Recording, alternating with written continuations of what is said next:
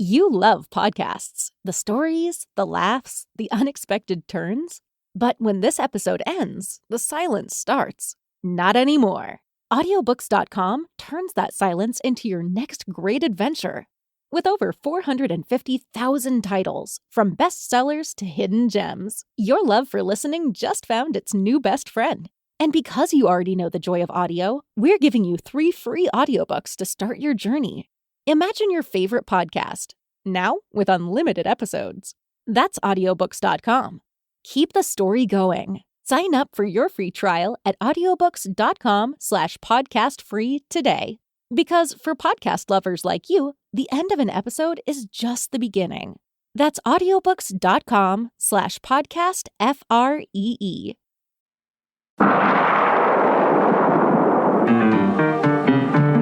Welcome to All About Agatha, the podcast dedicated to reading and ranking every single mystery novel written by the Queen of Crime, Dame Agatha Christie.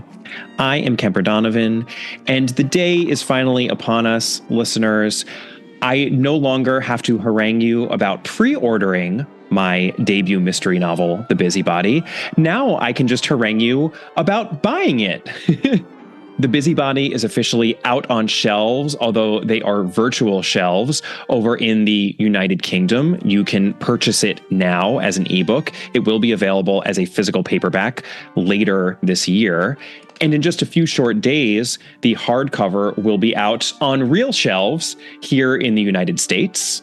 So for many of you listening right now, the book is already out in the US, and I encourage you all to go and buy a copy at your local independent bookstore if you possibly can. The Busybody is also available in Canada at the same time, and in about a week's time, it will also be available in Australia and New Zealand. So as always, I have provided links in the notes to this episode, but they're not pre-order links anymore. These are just links to buy the book. And I'm so excited for all of you to get a chance to read it. As expected, it is very much an homage to Agatha Christie and her brilliant mysteries. If you are a listener of this podcast, I think there are certain tropes that I play around with in the book that will make you smile when you come across them. You may even have a leg up on solving the puzzle within the puzzle mystery that I have created. I very much wanted to create a solvable puzzle mystery with clues. There really is a bridge o' clues connecting the world as it appears to be and the world as it actually is. I'm so excited to finally be sharing it with you all. So I just wanted to mention that up top. I am also going on tour starting next week. I'll be in Southern California and Northern California. The week after that, I will be in Houston and Scottsdale. You can click on the link to my website in the show notes if you would like to attend. I'm so looking forward to meeting as many of you as I possibly can in the flesh. So that is what's happening in my world as an author. But you know what? I am not the only person to have a mystery coming out around this time of year. There are, of course, mysteries coming out pretty much every day, at least every week of the year. And I'm thrilled to be speaking in this episode with the author of one of these recently published mysteries. That would be Alex Michaelides, who has already been on this podcast once before. He has a new mystery out, and I get into all the details about that in my conversation with him. So let's get to it. It is a real pleasure and a coup to have Alex Michaelides back on the podcast for a second interview. We first spoke a little less than a year ago, at which point we touched on his debut novel, the mega best-selling blockbuster hit, The Silent Patient, as well as his extremely accomplished and winning sophomore novel, The Maidens. And now Alex is out with his third mystery novel, The Fury. It came out in the US just a few days ago on the 16th of January, and it will be released in the UK about 2 weeks from now, I believe, on the 1st of February. I have read it, and listeners, I absolutely loved it.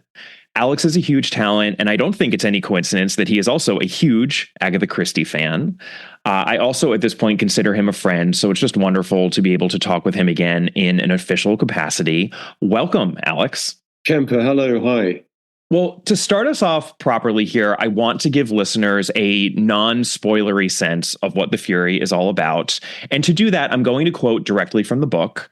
Here is an extremely early excerpt from the beginning of your first chapter, Alex. It's a little long, even though I've actually abridged it, but I think it's worth reading out because it really sets out what this book is about in the words of your first-person narrator, the playwright Elliot Chase. So here goes. This is a tale of murder. Or maybe that's not quite true. At its heart, it's a love story, isn't it? The saddest kind of love story, about the end of love, the death of love. So I guess I was right the first time. You may think you know this story. You probably read about it at the time. The tabloids loved it, if you recall. Murder Island was a popular headline. Unsurprising, really, as it had all the perfect ingredients for a press sensation. A reclusive ex-movie star, a private Greek island cut off by the wind, and of course, a murder. Who am I? Well, I am the narrator of this tale and also a character in it. There were 7 of us in all trapped on the island. One of us was a murderer. But before you start laying bets on which of us did it, I feel duty-bound to inform you that this is not a whodunit. Thanks to Agatha Christie, we all know how this kind of story is meant to play out. A baffling crime, followed by dogged investigation and ingenious solution, then, if you're lucky, a twist in the tale. But this is a true story, not a work of fiction. It's about real people in a real place. If anything, it's a why-done-it, a character study, an examination of who we are and why we do the things we do. Alex, I have to admit I chuckled when I was reading that because I thought to myself, we're only a few pages in and already he's name-checked Agatha Christie. and not for the last time either in the book. This is very true. So it's easy to see the connection between The Fury and classic Christie novels like And Then There Were None, which also takes place on an island. Your book features a central love triangle among 2 actresses who are old friends and the husband of one of them.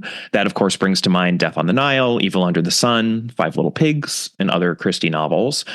You have 2 characters who would fall in the help category if this novel were written during the Golden Age. So that's 5 of our 7 characters who are trapped on this island right there. The 6th is the somewhat petulant son of one of our actresses. And even though he's fully grown, he did make me think of, for example, Linda Marshall in Evil Under the Sun. Not that he practices any voodoo. I read her in order to write him. Oh, that's good. Good. And of course, our 7th character is our narrator, the playwright Elliot Chase, who is such a fascinating and enigmatic character and who has a point of view on all of these people. For my money, if there's one Christie novel you're evoking more than any other, I would say that it's Endless Night, because I think there is a lot of Mike Rogers in Elliot Chase. And I wonder if you would agree with that. And before we talk about the one big non-Christie novel that inspired you, I'm curious if there are any other Christie novels you were thinking about or drawing on while you wrote The Fury, which I may have missed. I'm sitting here smiling because I'm so happy to be talking to you about Agatha Christie. It really feels like my happy place. It's so nice to be on this podcast. Yeah, definitely. In my head, it's kind of a mashup of Endless Night, Murder on the Orient Express, and of course, And Then There Were None. And Then There Were None was the first inspiration for it. I've been knocking this idea around since I was 15, when I first became obsessed with And Then There Were None. There's something about that challenge of having characters trapped on an island. The claustrophobia, the isolation, the limited closed circle of suspects, and then trying to pull off a twist.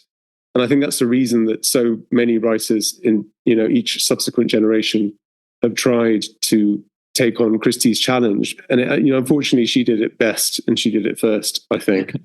But what I wanted to try and do was to take all of the expectations we bring to that kind of subgenre or trope, I don't know what the right word is, and then try and subvert them. That was my main goal.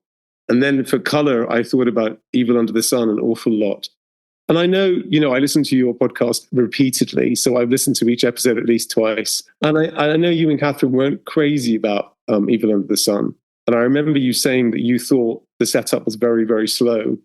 But I don't feel that. I've always loved the slow build in that character and going in the different characters in that novel and going in different characters' heads and introducing them all and then kind of getting to murder. And Murder on the Orient Express, they're all scheming in their own way, a bit like that novel. I don't want to, spoil the book, but there's definitely shades of that in it. Yeah, I have to say, Evil Under the Sun has aged really well. There are some Christie novels that Catherine and I were much harder on when we recorded the episode that I think I've come to appreciate that much more. And in a weird way, I think if I had to recommend a Poirot novel to someone who is entirely uninitiated, because I don't think you necessarily have to start at the beginning and read chronologically. And I don't think I would want to give one of the quote unquote crown jewels right away. I think I might give them Evil Under the Sun. I think of it in that way as sort of the parallel to The Body in the Library, which is the Miss Marple that I would give to people. Again, not the first Miss Marple, but one that I think is very representative of what the Miss Marples are like. And I think you could say the same about Evil Under the Sun. So I actually adore it at this point, even though you're right. I think if you went back and you listened to the episode, you'd be like, did you? But that's changed over time. Did she only do 2 novels on an island?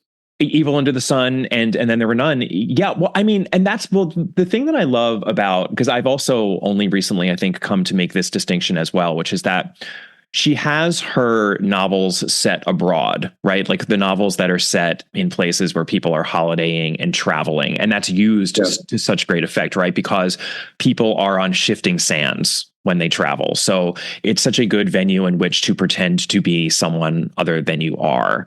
And she uses that to such great effect, which is why, novels like Death on the Nile work so wonderfully. Evil Under the Sun, I think, gets lumped into those travelogue kind of novels, but it shouldn't. And I think until very recently was doing that as well, because I think if you sit down and you really look at what Evil Under the Sun is, it's not a traveling novel. It's a holiday novel, because they're just on this little island. I mean, it's Berg Island, right? Like they're just on this little island right off of, England. It's not about the fact that they're anywhere different. It is literally about the fact that instead of being on shifting sands, they are on literal sand because they are bodies, arrayed on a beach. And I'm not going to start spoiling Evil Under the Sun right now either, but that becomes very significant. The holiday setting, as opposed to the travel setting, is very significant for the mystery that takes place in Evil Under the Sun.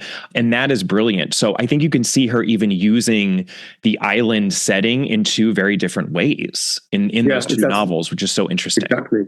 That's what I find so interesting. Yeah. And Endless Night was, for me, very much an influence simply because of the narrative voice, not because of the plot, obviously. But the narrative voice is so astonishing in that. And it's so hard to believe she was a woman in her 60s when she wrote that. And it's so fresh and so alive. And I basically, what happened was I wrote my second novel in the third person because I studied English at university. And I was kind of brainwashed into believing that proper novels are written in the third person. And I had this idea after I wrote The Silent Patient in the first person that I should attempt a real novel and therefore I should write in third. But it really had a negative effect on my writing because I don't know why. It's such a small shift, but I can't get inside the head in the same way.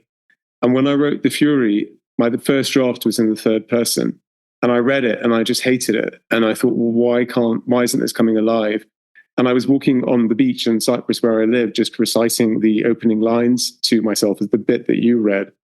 And I just asked myself, it was slightly differently written then. And I just said, who is talking here? And then it suddenly occurred to me that it might be one of the minor characters who was kind of in it for comic relief, Eliot Chase, the playwright. And I thought, what if Eliot's telling a story? Because I'd love to write about a playwright. And then I rewrote the whole thing. And then it came alive. And then he wrote himself into being the lead. And then the plot changed. And so it was a really wonderful experience getting inside somebody's head again. That's so interesting. And I think perspective is so crucial, when writing. And I struggle with the same thing, honestly. I published a novel before the podcast came out, which was not a quote unquote mystery novel, although it had a lot of suspense in it. And that is in the third person as well, because it's true. I know Jonathan Franzen even has a quote where he says, unless you have a reason not to write in the third person, you should always write in third person. A writer should never write in first person, like I guess unless pushed to for some reason under, duress.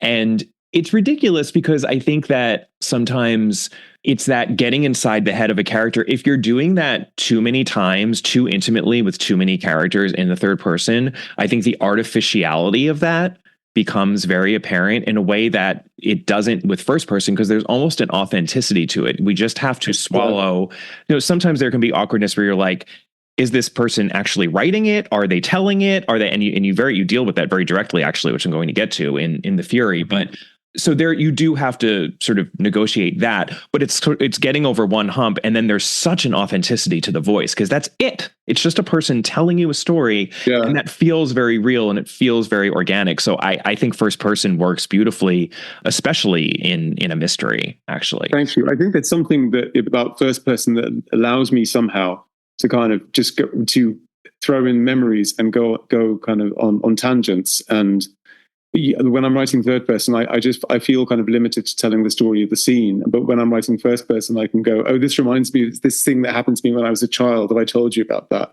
The way that a person might talk. So I had the idea in The Fury that he's kind of imagines that he's sitting opposite the reader in a bar and he keeps buying them drinks and telling them his story. And so he's trying to entertain them and not bore them. It was just a lot of fun. I think you can tell, I hope you can tell, because I had such a good time writing it. And I'm adapting it now for a film, actually. And I thought, oh gosh, do I want to revisit this after having spent 2 years with it? But I'm loving it. I'm loving writing new scenes and playing around with the characters. And so I think a lot of it's about the right choice of subject material, the stuff that I really enjoy, Well, I'm thrilled to hear that you are writing a film adaptation of it. I was going to ask you about that. So that is really, really exciting. But I think in a weird way, actually, all this talk about, perspective and narrative voice is an excellent segue into talking about the one novel that I know was a major inspiration of yours while writing The Fury. And not only is it not a Christie novel, it's not even a mystery novel, or at least it's not traditionally categorized as a mystery novel. So that would be The Good Soldier by Ford. By Ford Maddox Ford. I know this book was an inspiration because you told me that it was an inspiration, Alex. I did not divine this from the text, though you don't hide your sources from your reader either. You actually open up Act 1 of your book, because this extremely theatrical book is divided into acts. You open it up with a quote from The Good Soldier. It's easily the book's most famous sentence. It happens to be its very first sentence, which gets repeated often in the course of the novel. This is the saddest story I have ever heard. So I just want to talk for a second about The Good Soldier. And I have to admit that when you told me you were inspired by it, I knew what you were talking about. I had heard of the book. I knew what it was. But it's one of those classic works of fiction I had always meant to read, but had never actually read, despite the fact that I was an English major. And I was always a little ashamed of this. So I have since read the book in preparation for this very conversation. I'm actually fresh off my read, Alex, of The Good Soldier by Ford Maddox Ford. And I have so many thoughts. So I just want to talk about this for a little bit. I'll just start by saying, so for the uninitiated like me, in case you have not read The Good Soldier, just really quickly, it was published in 1915. It's set just before the First World War, and it tells the story of two couples who seem lovely and perfect on the surface. One of them is an extremely wealthy American couple who live on the continent. The other is a union between a well-born Irish woman and a member of the English gentry. They're all four of these people, they're well-bred, top-notch people who meet up once a year at a spa in Germany, since the wife of one couple and the husband of the other couple both suffer from heart problems. So far, so good. But as soon as you scratch beneath the surface, these people are nothing like what they seem. And that's not a concept we're used to dealing with in a mystery genre. They are, in fact, as debased and miserable a foursome as I think you could ever come across. And by the story's end, not to spoil too hard here, but by the story's end, two of them will be dead. Many other lives will be destroyed. Hence that opening line, "This is the saddest story I have ever heard." But here's the thing. The story is told by one of these four people. So the idea that this is the saddest story our first-person narrator has ever heard is immediately disingenuous and problematic, because he is very much creating this narrative as he goes along. And I think in this way, you can make the argument that The Good Soldier is really one of the forefathers of the unreliable narrator novel, which has become such a staple of the mystery genre. So I'm curious, I've talked now a bit more than I meant to about The Good Soldier, but I'm curious whether you agree with any of what I've just said. And I'd love if you could talk about why and how The Good Soldier was such an important inspiration for The Fury. Wow. Well, first of all, I congratulate you on reading it. That's amazing. But I never feel bad about recommending it to people because, Ruth Rendell said it was her favorite novel ever written. And I think it really is tremendous. I didn't read it at university either. Actually, it was given to me when I was 16 by my cousin who was studying English at Bristol. And she just said, you have to read this book. You'll love it. Mm-hmm. And I did. I just couldn't believe it. I ask the question all the time. You put it really well. Is he the first unreliable narrator in fiction? I don't know. I keep asking people, and no one seems to know the answer. I think he might be because it's hard to think of anything else that's so psychologically astute and complicated. It's this growing realization as you go through the book and this labyrinthine structure of kind of flashbacks within flashbacks within flashbacks. And you start to realize that he hasn't been fully telling you the truth. And then the rest of the novel is kind of you trying to catch up with what actually really is going on. And it has happened. Before writing The Fury, I read it about 4 times in a row. And I kept taking notes and underlining bits that I just couldn't, there were even some phrases and paragraphs that I essentially reworked and put into the book just so I had the essence of The Good Soldier going all the way through. It's so beautifully written. I just wanted to try and do that kind of thing myself. I think that I write very much as a fan. I'm beginning to realize that about myself, the more books that I write.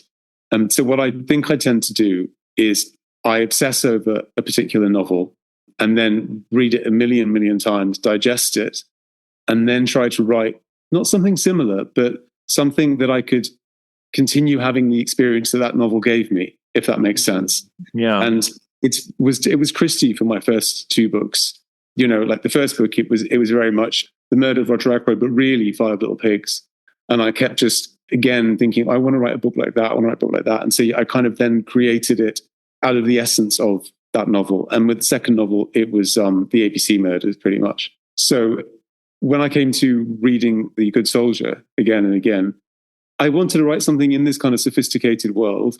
And so instead of his kind of 4 upper-class characters, I have an American ex-movie star, a British playwright, and a British theatre actress, all trapped together in this glamorous private island in Greece.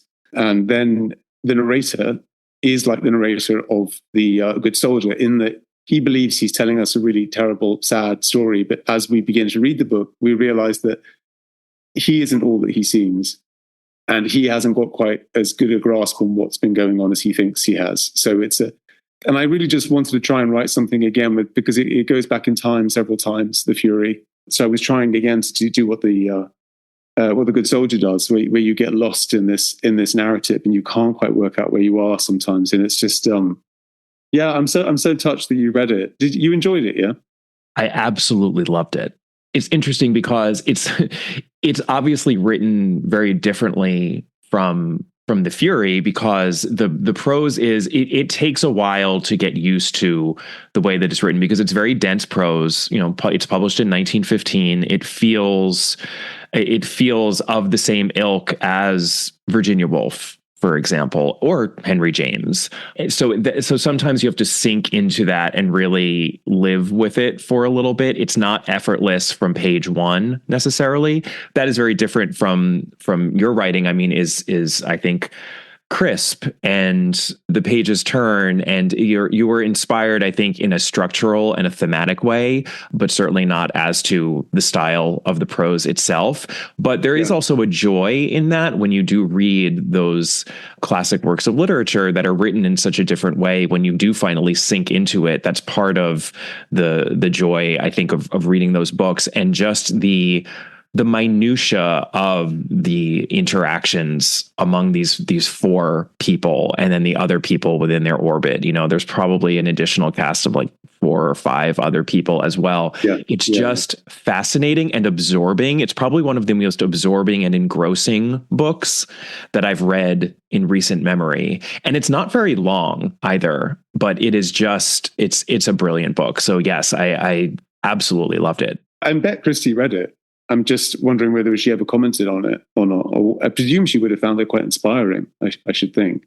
I think so too. Well, it's funny. So the next thing I was going to ask you actually was about the fact that it makes sense to me that The Good Soldier was Ruth Rendell's favorite book, because I mentioned that it's obviously not considered a mystery. You'll never find The Good Soldier in the mystery section at the bookstore, that's for sure.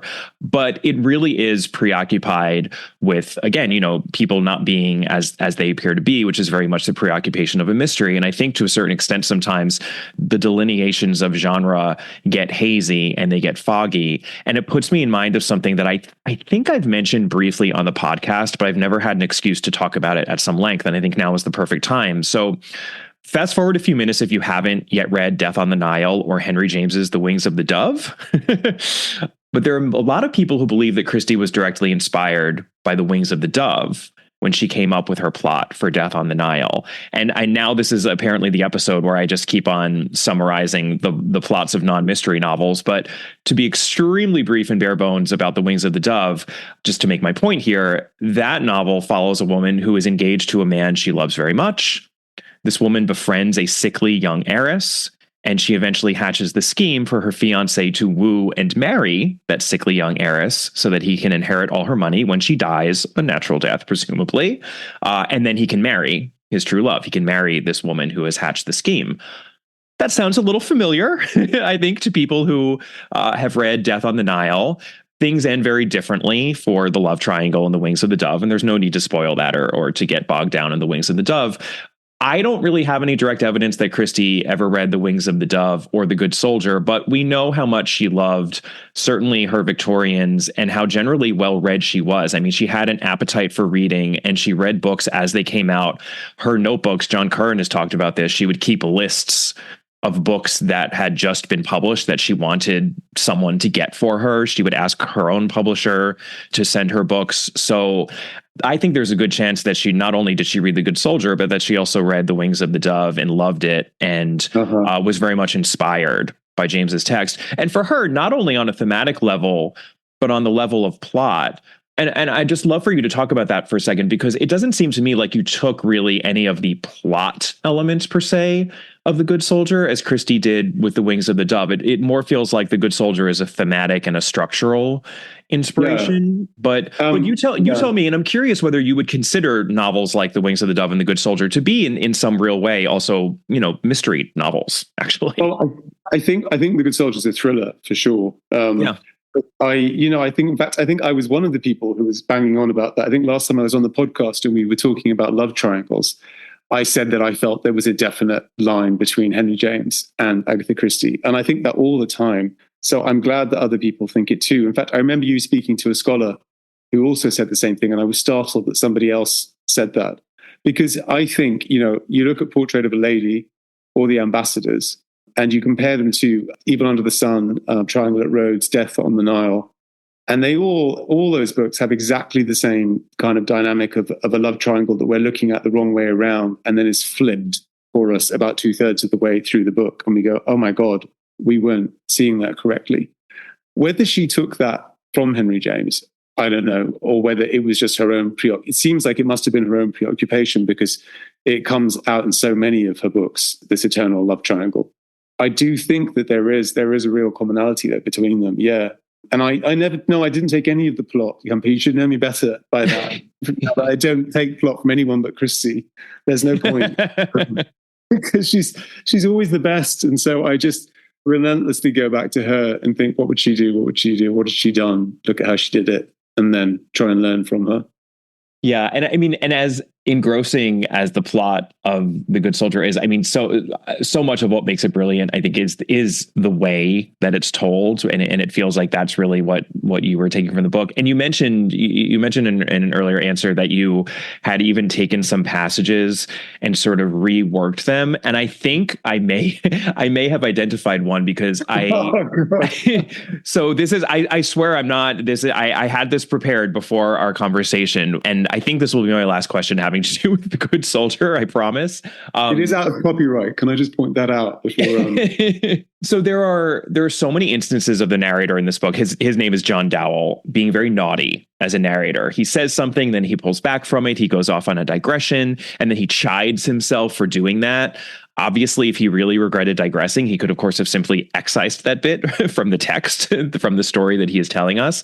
So I found this one passage to be particularly interesting. I'm just going to read it out. I am aware, told this story in a very rambling way, so that it may be difficult for anyone to find their path through what may be a sort of maze. I cannot help it. I have stuck to my idea of being in a country cottage with a silent listener, hearing between the gusts of the wind and amidst the noises of the distant sea, the story as it comes. And when one discusses an affair, a long, sad affair, one goes back, one goes forward. One remembers points that one has forgotten, and one explains them all the more minutely, since one recognizes that one has forgotten to mention them in their proper places, and that one may have given, by omitting them, a false impression. I console myself with thinking that this is a real story, and that, after all, real stories are probably told best in the way a person telling a story would tell them. They will then seem most real. Okay, so that's the excerpt. I just want to acknowledge, as this excerpt shows, the prose of The Good Soldier really is very dense. It's one reason that it's known as the best French novel written in English, which I think is really funny. And as I said, Alex's prose is nothing like this. It's very crisp, declarative prose, but it feels like Ford is going out of his way to make us aware of the subjectivity of Tom Dowell's role as narrator, which is what makes it a quote unquote modern novel, right? So it's written at a time when artists were engaging with the act of deconstruction. This is not far from what T.S. Eliot and Ezra Pound, even James Joyce and Picasso, you could say, were doing in their respective vocations. But you, Alex, of course, are not writing in the early 20th century as Ford was. You're writing in the early 21st century. And you know that your book is going to be marketed as a thriller or a mystery. So I would like to compare what Ford wrote with another excerpt from your first chapter. You are wicked. You really which appears after the excerpt I read out at the beginning of our conversation. Here goes. If at any point during this narrative I mislead you, you will understand that it is by accident, not design, because I am clumsily skewing the events too much from my own point of view. An occupational hazard, perhaps, when one narrates a story in which one happens to play a minor role. Nonetheless, I'll do my best not to hijack the narrative too often. Even so, I hope you'll indulge me the odd digression here and there. And before you accuse me of telling my story in a labyrinthine manner, let me remind you this is a true story. And in real life, that's how we communicate, isn't it? We're all over the place. We jump back and forth in time, slow down and expand on some moments, fast forward through others, editing as we go, minimizing flaws, and maximizing assets. We are all the unreliable narrators of our own lives. It's funny, I feel that you and I should be sitting together on a couple of bar stools right now as I tell you this tale, like two old friends drinking at the bar. This is a story for anyone who has ever loved, I say, sliding a drink in your direction, a large one, you'll need it, as you settle down and I begin. I ask you not to interrupt too much, at least not at first. There will be plenty of opportunity for debate afterwards. For now, I request you politely hear me out, as you might indulge a good friend's rather lengthy anecdote. So I love this. I absolutely love this. I mean, I'm poking fun that I quote unquote caught you, but I mean, I caught you doing something brilliant, which is I think taking what Ford is doing, setting the scene in a similar way, explaining why the story is going to be complex and layered and even contradictory, and adapting it for our contemporary landscape. It's like you're putting the reader on notice that even though this book is definitely going to feature an unreliable narrator, it's not really going to be one of those mysteries, the solution to which hinges on some deception practiced by an unreliable narrator. There's not going to be a trick at the very end of the book that is going to change everything and turn it on its head. You're being more upfront with your reader than that. Do you think that's fair? Well, all I can say is, having listened to those two passages, is that if Maddox Ford were alive now, he'd be calling his lawyer. I look, it was so good and it's so delicious. The first passage, I couldn't not use it because that's what I wanted to do. That's what I fell in love with the book, is the way he just interrupts and just says, "I'm going to go on a tangent here, and I'm going to." And I might not be telling you the full truth and blah, blah, blah. It's just, it's so delicious that I just wanted to capture that as best I could. And so I think in many ways, it's not as obvious as plagiarism as it might appear. I think I read the book so many times and copied out so many passages and then tried to write it all in my own voice. And so I think I kind of digested it. So I think my narrator is like a younger brother of Dowell in a way.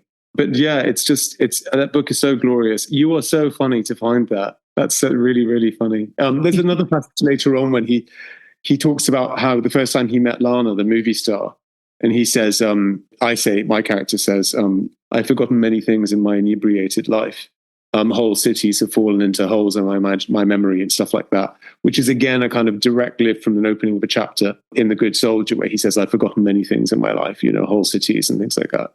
It might be viewed as a little cheeky and naughty, but I did it with love, and I only did it a couple of times. It's not like the whole book. I don't want the listeners to think the whole book is a riff-off of The Good Soldier, because it's not. It's just a love letter to it, I think.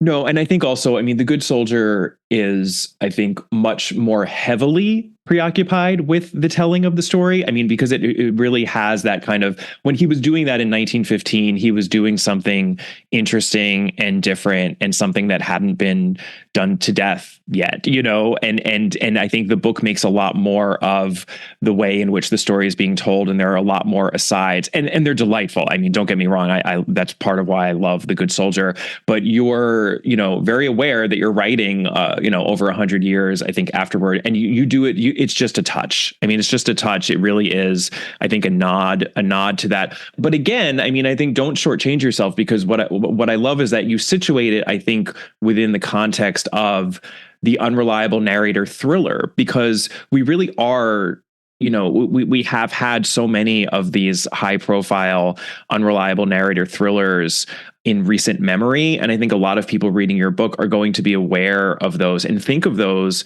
right off the bat. And to me, it kind of functions as almost an alert to the reader that, yes, I'm aware of those books. This is something slightly different. This is something a little bit different that we're doing here. So sort of buckle in, because it's going to be a different sort of a ride, and it is. And you follow through on that. And I won't get more specific about it than that, because I don't want to spoil the book.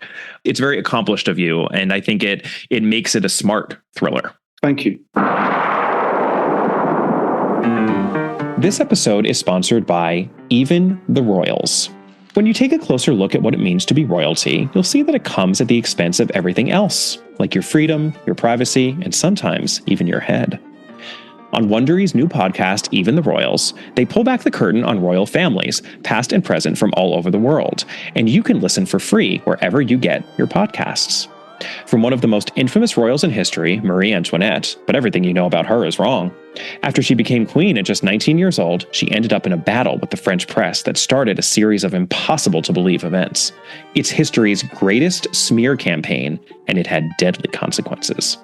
Or Catherine de Medici. History branded her as a cold and power-obsessed manipulator, saying she was responsible for one of the most devastating massacres in French history. But she was an orphan who spent her life as a powerless hostage, and her determination to rise to power led her to some dark places and desperate measures.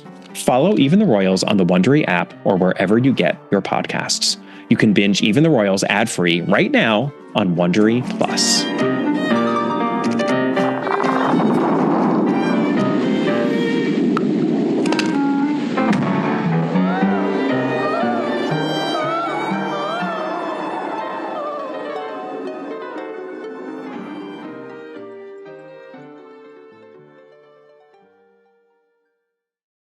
I wanted to ask a question actually about the Fury in relation to The Silent Patient, because I think there's a parallel to draw as to Christie. So before I ask this question, I will just caution anyone who hasn't yet read The Murder of Roger Ackroyd or Endless Night, or even Alex's first novel, The Silent Patient. Not that I'm really going to spoil anything, Alex, don't worry. But if you haven't yet read The Silent Patient, fast forward a few minutes, or maybe just pause this episode and read all three of those wonderful novels.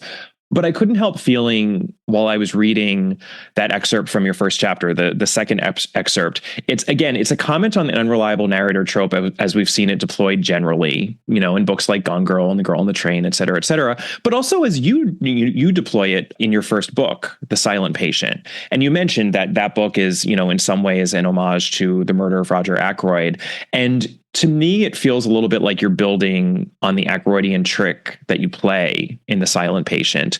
Similarly, I might argue, to how Christie built on that same trick when she wrote Endless Night, because she's definitely more upfront with what she's doing in Endless Night. She's using the narrative voice of Mike Rogers to put the reader on notice, which she does not do in Ackroyd. In fact, she goes out of her way to keep us from suspecting what's going on in the murder of Roger Ackroyd. And I think you could argue that that's why the ending of Endless Night is that much more devastating. It's why that book is ranked as highly as it is in the All About Agatha podcast rankings.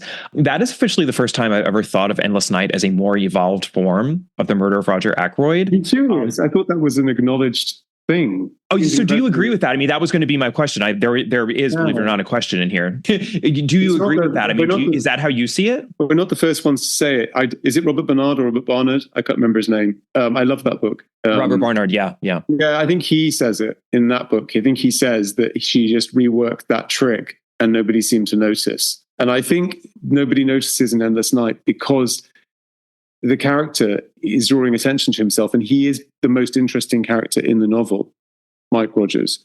Whereas in Ackroyd, Dr. Shepherd is kind of hiding from us all the way through a little. So he's trying to be Hastings and trying to blend into the background. So I just find Endless Night a much bolder novel, and it's written by a master, clearly. I almost feel like in my head, she didn't even think too much about the plotting of it. She just knew how it would work out and just wrote it. And I think and the fact that it came so late in her career, it's just astonishing. I'm in awe of her, really.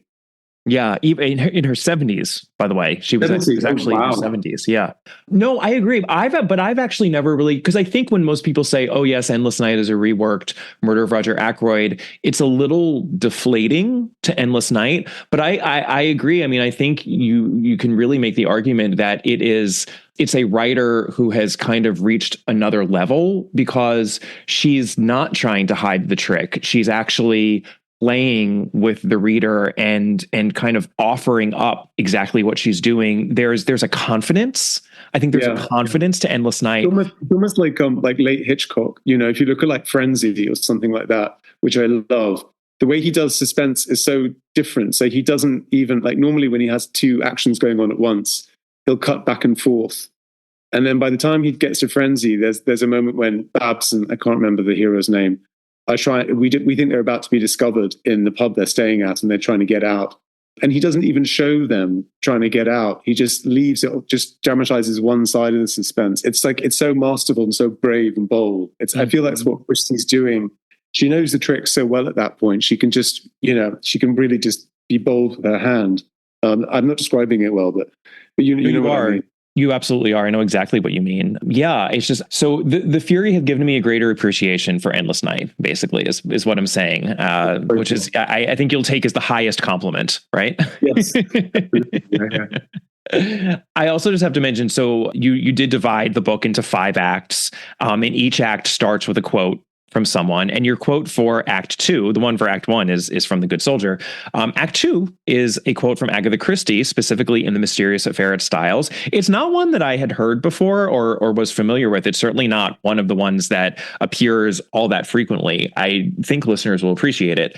Every murderer is probably somebody's old friend. I just have to ask, why did you choose to include this particular Christie quote? Because it's just brilliant, isn't it?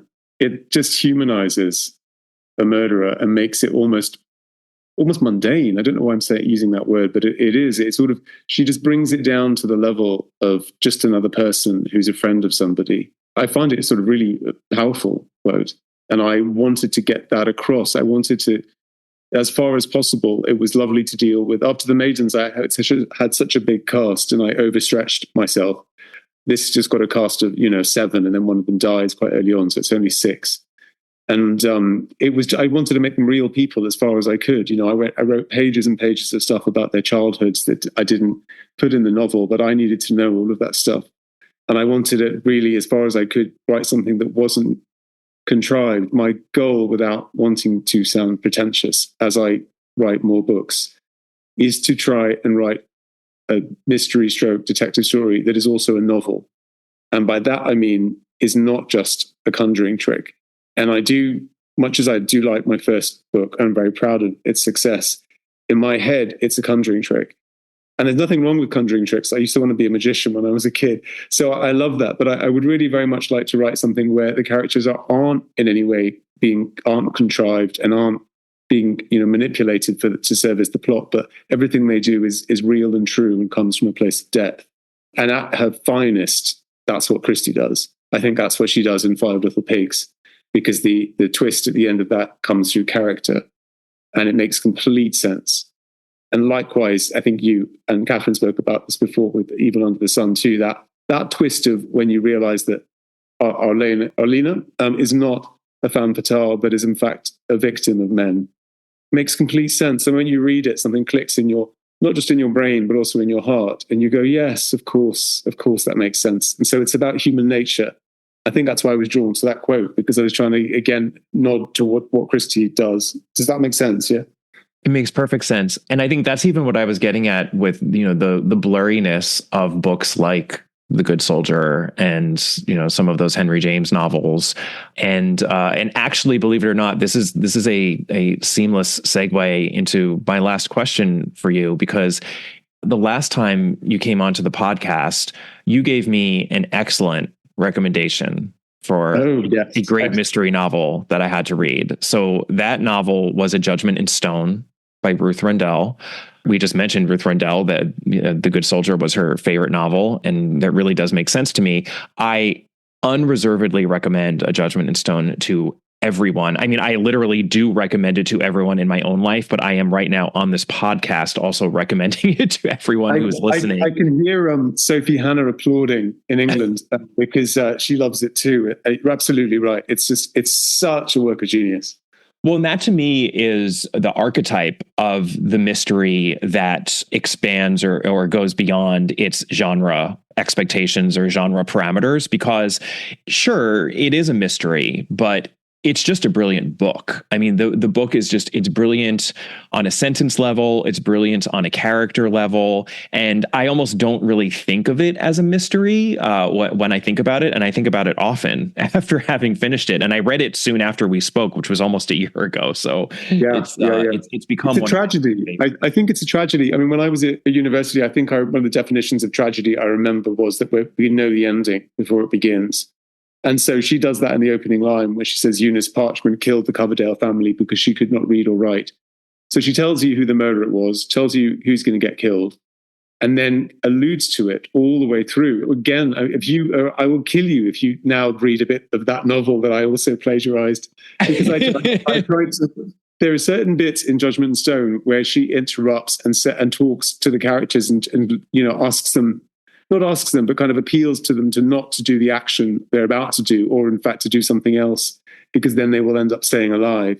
And there was something about that I really loved. And weirdly enough, I was reading, where was I reading? It was yesterday. It was an interview with Ruth Rendell I pulled up online. And she said, she actually addressed that point and said that she is somebody who's constantly worrying and constantly getting really anxious about the way things might turn out. And maybe I should have done this, or maybe I should do this instead. And so she felt that she wanted to bring that sense of anxiety and alternate possibilities to the novel.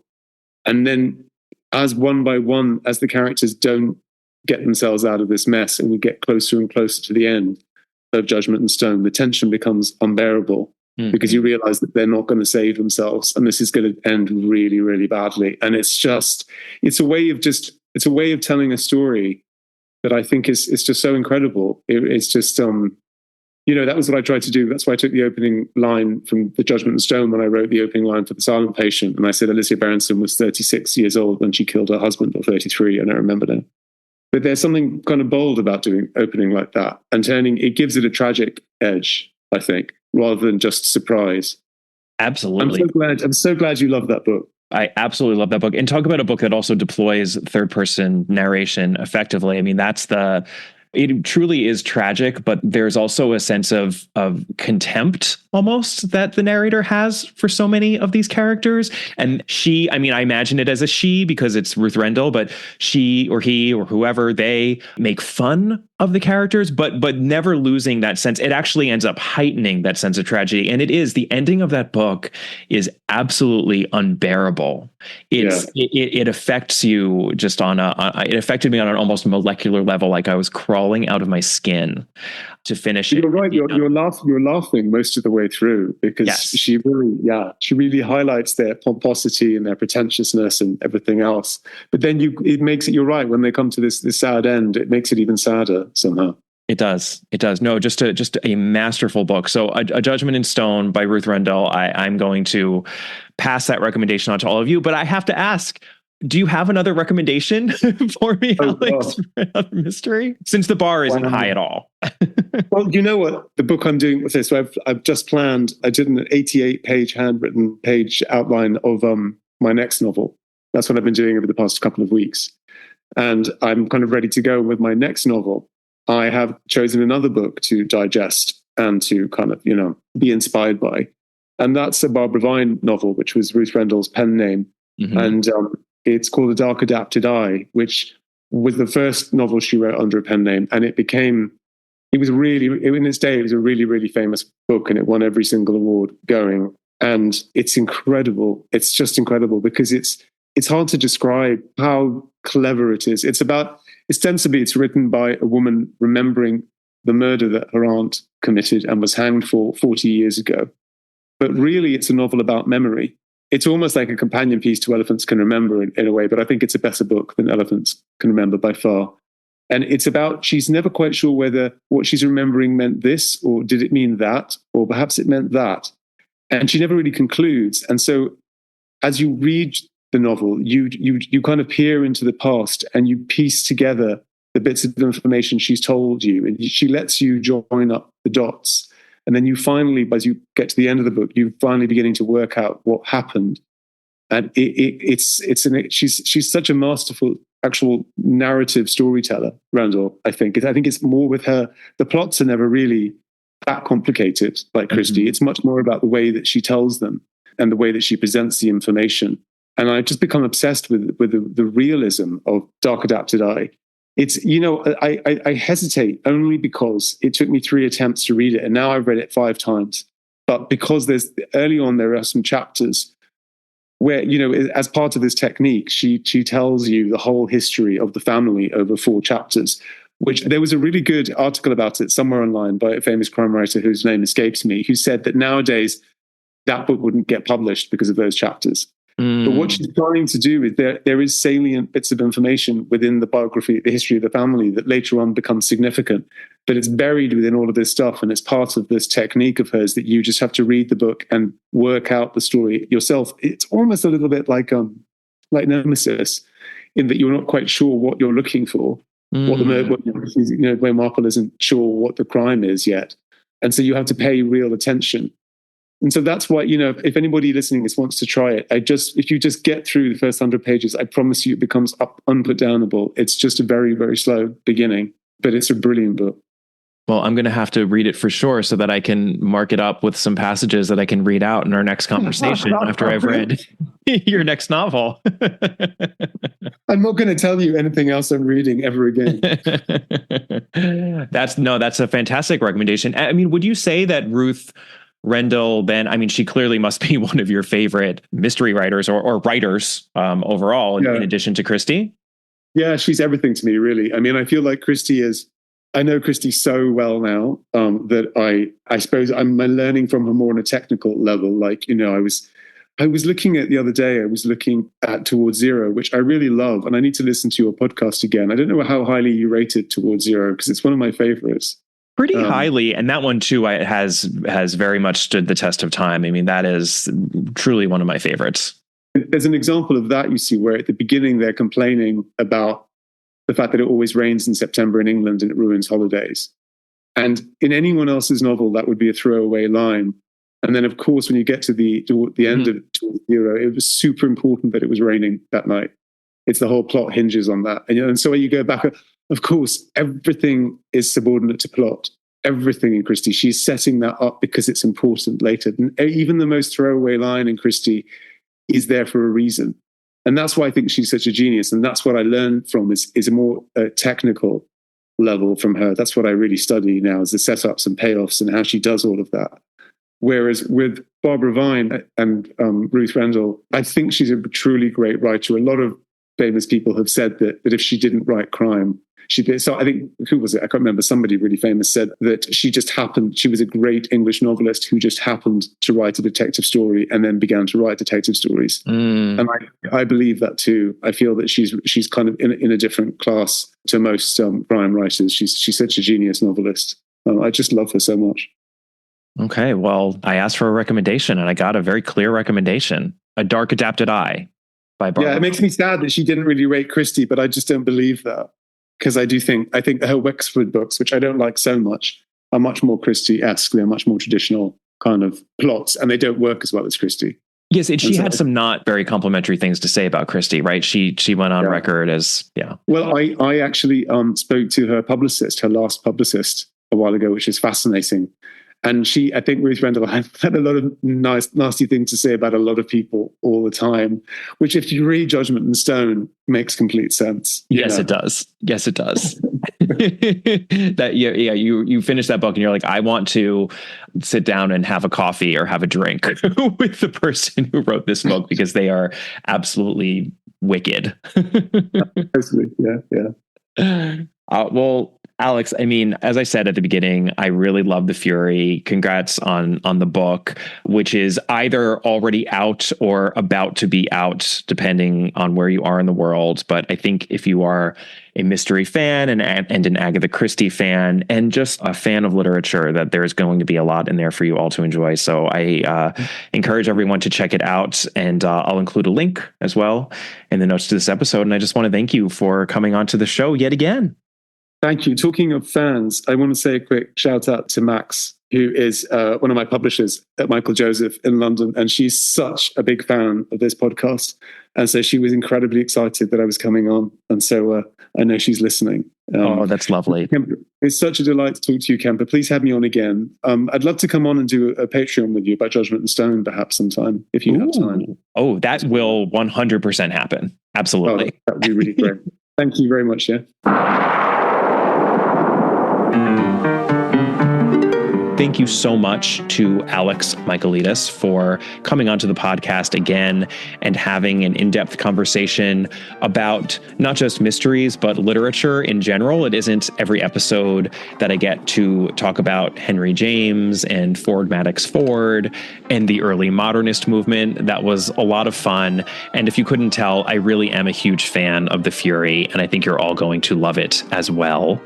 I've included a link to purchase The Fury in the notes to this episode, along with all the links to purchase my novel.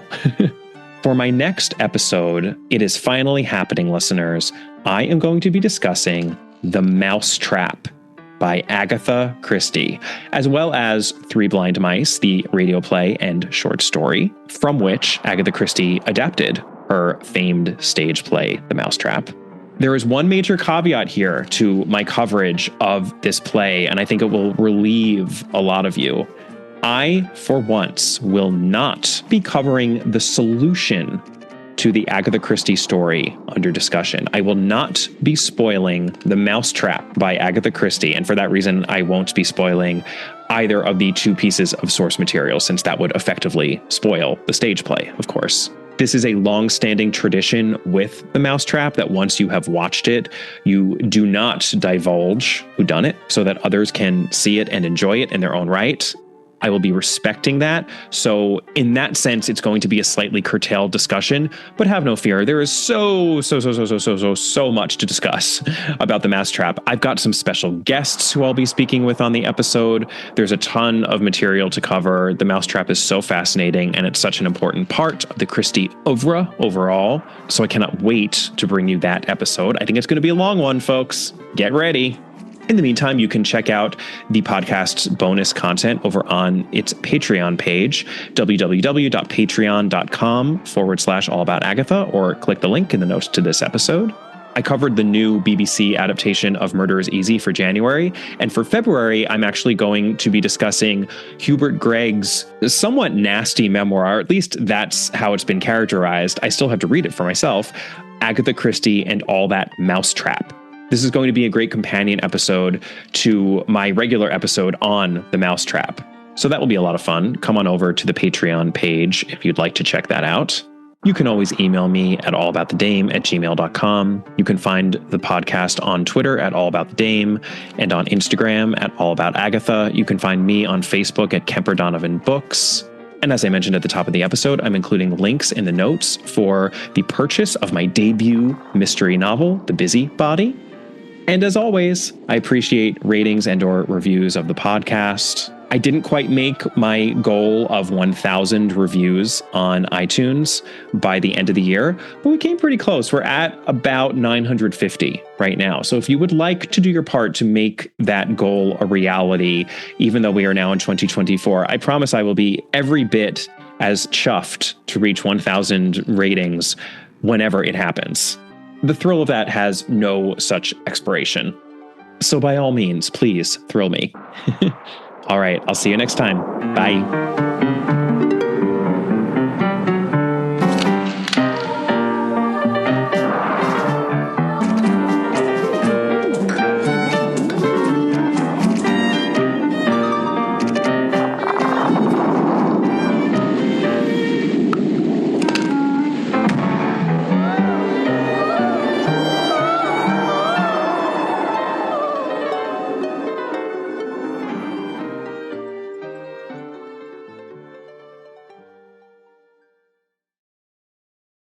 You love podcasts, the stories, the laughs, the unexpected turns.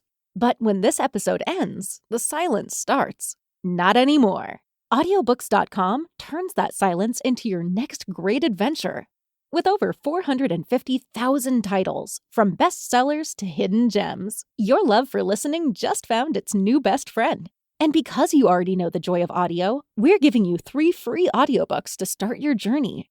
Imagine your favorite podcast, now with unlimited episodes. That's audiobooks.com. Keep the story going. Sign up for your free trial at audiobooks.com/podcastfree today. Because for podcast lovers like you, the end of an episode is just the beginning. That's audiobooks.com/podcastfree.